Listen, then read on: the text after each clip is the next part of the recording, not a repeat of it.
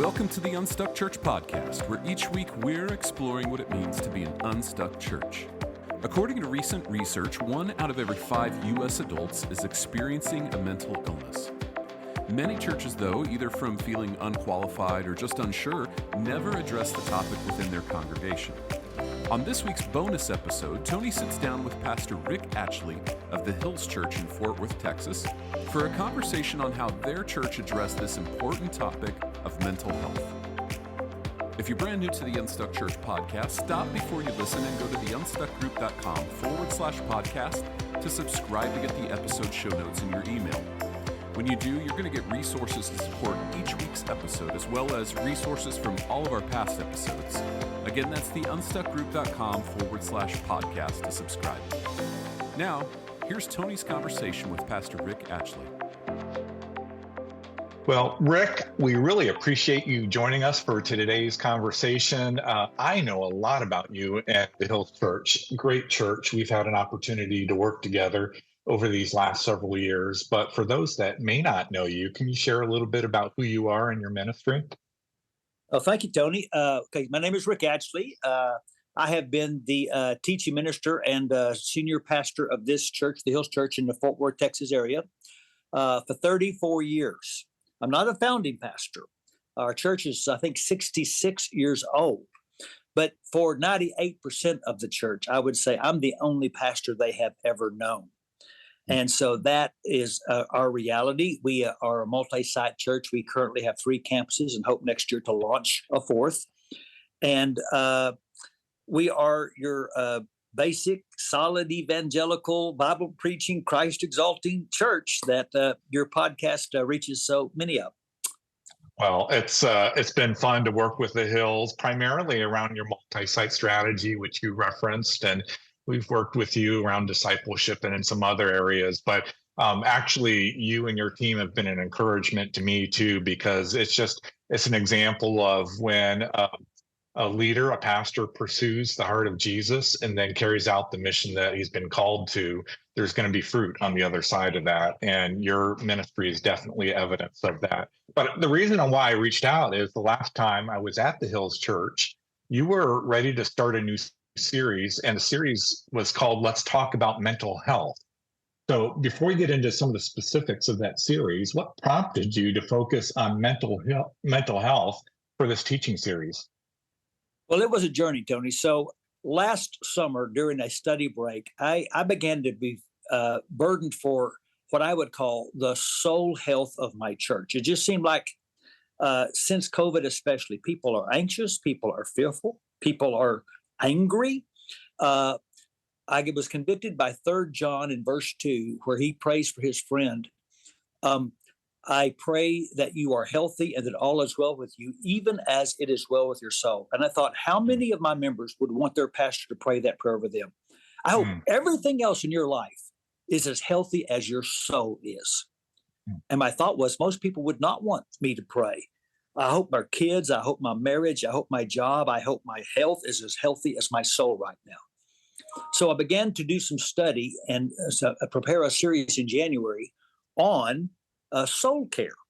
So in the fall, as I was wrapping up my study for that series, God began to prompt me to realize the primary way that our unhealthy souls are being manifest is in mental health and mental health challenges. So during that 4-week series in January, I decided to take a quick survey of my church and ask, how are you doing in terms of your mental health? Tony, we had over 2,500 responses, and 90% of the responses reported in the last 12 months they'd had a struggle with some type of a mental health challenge. And that's when I knew, you said. Yeah, 90%? Yes. The top 3 challenges were 70% anxiety, 60% depression, 58% burnout and stress. And by the way, 6% reported thoughts of self-harm. And so I knew at that point it would be pastorally irresponsible for me to know that and not address that. Now, I will say this, when God prompted me, Tony, my first response was to say no. That's not like me. When God gives me a revelation, my first response is not usually trepidation. I was afraid. I was afraid, number one, because this is not my lane. I'm not equipped or trained. I don't have a lot of letters after my name in the area of mental health. And I knew it would require of me a tremendous amount of homework and research. And second, I was concerned that in my ignorance, I might say something that might cause someone in pain to suffer even more. But God got me through that. And it's basically because of this, Tony. I said this over and over in our series. The mental health crisis is real, and not talking is not working. Yeah. It is in our churches. It is in our pews, and not talking is not working. And so that's how I came up with the incredibly creative title, Let's Talk About Mental Health. Well, with that, it was a 9-week series. I mean, that's really a long series, but help us understand, what were some of the specific topics that you taught on over those 2 months? Okay, that's a great question. And that is a longer series than I typically preach or even intended. The first week, we just addressed the issue. I walked through the survey and said, it is real. And I laid out 3 goals for our church. Could we destigmatize people, mental health challenges? Could we become a safer place for people to say, I'm not doing okay? And could we have strategies that help people in the direction of health and healing? And those were our goals. The second week, we talked some about the importance of our thoughts related to mental health. You have to be careful here, Tony. What you don't want to do is say to people, well, if you would just think happy thoughts, you wouldn't feel bad. Right. But the reality is, any mental health professional will tell you that learning to think about what you think about is critical to getting better mental health. So we addressed that, and particularly in that lesson that was, I think, one of the most important. I addressed some of the lies that people believe, Christians believe, like I must be a bad Christian if I have a struggle with my mental health. Maybe God isn't close to me. Maybe there's no hope. The third week, we brought in a Christian counselor. I think this is important for anyone doing this series. It's not so much that he said things I couldn't say, but he said them with the credibility to say them. And That's I think right. it's very important to bring in somebody who has the credentials to speak to this subject. We addressed, out of the many mental health challenges people face, we picked the 4 that we thought were most pertinent to our church. A lesson on anxiety, a lesson on depression, a lesson on burnout or stress, which, by the way, we did on Mother's Day. And it connected to moms. Yeah. In fact, it was interesting. 58% of our church reported feelings of burnout or stress, but it went up to 82% in the demographic 30 to 39. Well, who is that? That's the mother with 2 or 3 kids working a full-time job, trying to keep it all together, get to soccer practice, get homework done, and she is fried. Yes. So it was a good day to talk about it. Uh-huh. And Tony, one of the hardest and most important sermons I ever preached, we did dedicate one sermon to suicide. Okay. We talked about it and by the way, it was important early on in this series to let our church know ahead of time, here's what's coming. So you can decide, especially regarding your families, what you want them to hear. We did on a weekend, we had family worship and kids in the room. I brought up another counselor, a female on our staff who's brilliant. And we talked to children and teens about mental health and had a family discussion. And then finally, I closed the series with, where do we go from here? What's next for us? So that was the series, the 9 lessons. And again, while it's a longer series than I typically preach, nobody was saying, when is this going to be over? Yeah. And Pastor Rick, I think on your website, you have all of your previous messages. So we can probably include a link in the show notes today to all those messages so pastors could hear exactly what you taught in those 9 messages. Is that correct? Absolutely. And I'll say this, and again, in no way am I trying to promote myself, but in my 34 years here at this church, no series has my people sent to other people like this series. Yeah. Everybody either deals with a mental health challenge or has someone they love who does. Yeah. So, well, on that note, you mentioned it, 9 weeks. That's a long series, even for the Hills. But I think most pastors would be hesitant to do a series that long for fear it might actually negatively impact attendance. But that wasn't your experience, was it? No, it wasn't. In fact, if anything, our attendance improved. We on an averaged about 1,000 more people in attendance than the previous year. Now, some of that might be people coming back from COVID, Hmm. but without question, it was an extremely uh, important series to our people. They wanted to come. They wanted to tell their friends, and so the truth of the matter is, as a pastor, I felt like I was obligated before God to serve my people, whether people attended, whether it improved attendance or not. But I can tell you, it helped our attendance. It did not hurt it. Yeah. Yeah. That is similarly an off subject, but many times I tell pastors about the need for teaching on financial issues and money and things like that, because again, not maybe on the same level as mental health, but a lot of people in our congregation are dealing with financial challenges, and encouraging pastors to teach on that. And it's a tough topic, and I realize that, but even with financial matters and teaching on that topic, and of course, scripture has a lot to say on that topic. What I've heard from from pastors in recent years is when they tackle tough topics like that and point people back to the truth in God's word, that it's almost as if, as far as attendance is concerned, either they're not seeing any difference or even some increase in attendance. And I think it's because you're teaching on topics that people are really wrestling with in their lives. Yeah. Well, thank you for the encouragement, because my next series is on generosity. But let me add, Tony, the single comment I got more than any other, and I got many, was this: thank you. I've never been at a church that talks about this. Yeah. There was genuine gratitude that the shepherds, that the people, that the church, that members, that people have trusted, give me spiritual direction. We're addressing something that is so close to where they're living.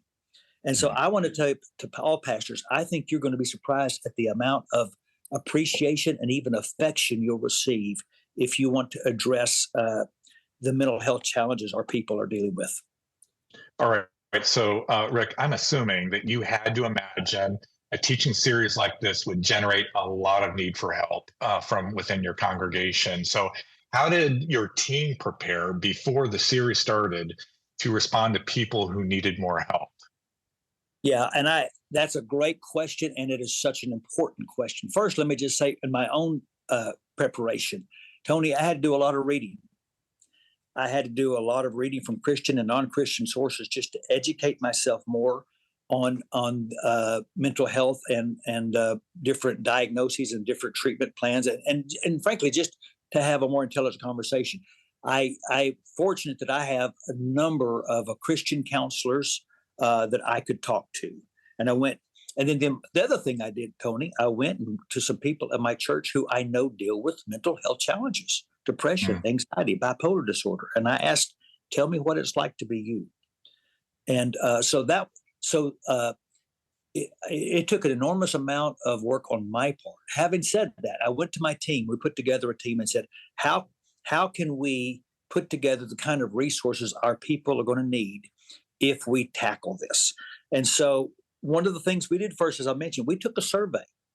And so that we could say, where are our people at? Where are they? What are the needs they most want addressed? That was so critical to be able to go and say to our people, this is what you said about where you are. Another thing we did, Tony, before this series, we put together a resource page on our website. That resource page had Bible studies. It had books we recommended. It had a lesson series that we recommended. It had a worship playlist that we created especially for people that we thought might be helpful if they deal with mental health challenges. It also had a place where you could connect to our counseling ministry. We have a couple of counselors on our staff. I know not every church has that, but I think it's very critical. If you take on this topic, you have to provide a way for your people to get help. Here's what happened, Tony. We had a couple of counselors. They, within a matter of days, were scheduled weeks in advance.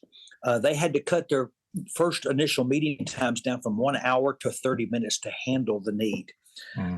But we made that very clear that this was available. Something else we did, Tony, that I think is so critical for churches to hear. We had to train and educate our people who are our first responders. Like a lot of your churches, we have a very active prayer ministry. We invite people to come and receive prayer. We had to spend a lot of time training them. For example, we had to learn what language to use and not use. You'll notice I have not said mental illness. I've said mental health challenge. People are not institutionalized, they're hospitalized.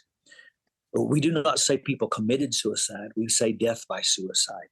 It was important to learn the language. No one is a trauma victim, they are trauma survivors. And so we had to take our people that were going to be our first responders and say, please learn, let's all use the same language. Another thing we did, Tony, at every service, at every campus, we had a mental health professional available. And so what we would say to our prayer team is, your job is not to fix people. Your job is to empathize with people. And if they are in a place where you can tell they are in a desperate place, your job is to help get them to the mental health counselor. I think it's important, Tony, and one thing I said in my first lesson, and this is what I mean by being a safe place, is it's easy in churches for us either to trivialize mental health challenges with statements like, oh, just suck it up and think happy thoughts. It's also easy to over-spiritualize. If you'll just read your Bible and pray more and have more faith. And we taught our people, well, you're not doing any of those things. Your job is to empathize and to say, I'm so sorry. I know it must be hard. How can I pray for you right now? How can I support you right now? And so training your people how to respond to people who respond is a very important part of this process. So those were some of the things that we did. Rick, of all the topics that you mentioned, 9 different weeks on this, which were the one or two that really seemed to generate the biggest response from your congregation? Did you have a sense of that? The second lesson where I talked about lies Christian believe was really critical, because people with mental health challenges feel less than. And to be told that you're not a bad Christian because you have a real struggle was very important. The other thing, and this may shock you, but probably the single lesson I got the most feedback from was when we talked about suicide. Tony, I've preached for 42 years, and that was the first sermon I've ever done on that topic. And I was stunned at how many people in my church have been touched quite closely by someone who was committed or who had death by suicide, either directly a close friend or people who've had thoughts of taking their life. And so, again, it was one of those, no one's ever talked about this, but it's so close to me. And so those were the 2 lessons that I probably got the most feedback on.